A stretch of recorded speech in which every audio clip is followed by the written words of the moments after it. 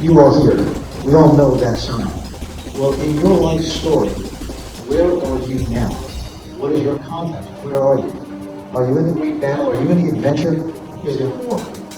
The cool thing about content is that when we realize what our life is truly about, what our life is intended to be, then it can become really great. There are stages in a man's life that we all have to go through.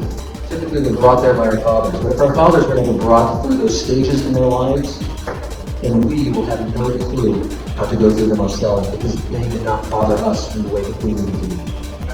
God is the one who can bring us through those stages and accompany them then. Accept the disruption. Pray for it. Do not shrink or shy away from it. Step up into the vortex because it's an adventure, it's risk, it's what you were created for. Now remember that masculinity is in essence bestowed on us by masculinity. It's passed on from father to son.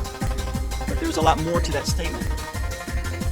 You see, the true essence of our strength is passed to us from God through our union with Him.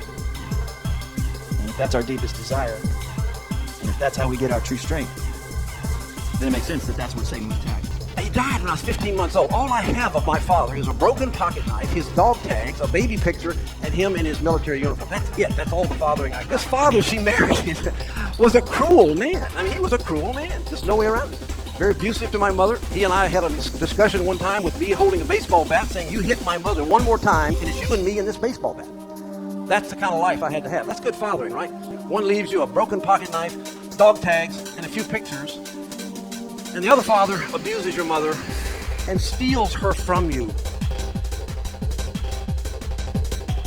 I then launched into a life of performance. I'm going to earn His love.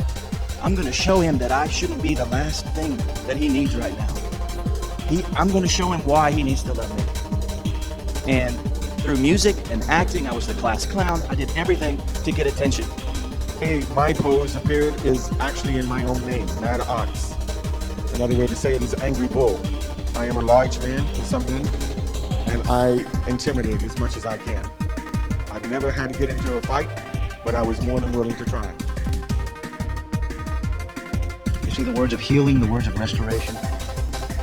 You've got to get your heart back so you can go after the hearts of others.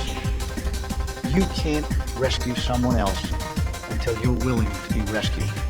Statistically, in a group of this size, some of you are dabbling in adulterous relationships. Some of you are playing around with other people's money in ways that you shouldn't be. Some of you have got a drug or an alcohol substance abuse problem that you've not yet dealt with or addressed. Some of you are suffering through sexual dysfunction or pornography. Some of you have posed so deeply you wouldn't know reality if it hit you in the face. And right now, it's exactly what God's trying to do.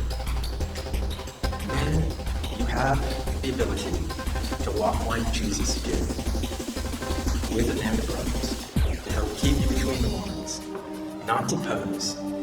People who will call you out and say, you're screwing up. Woods, get back over here. Who are you walking with? You know what that's saying, right?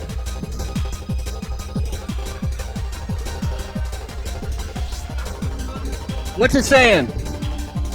We need a band of brothers.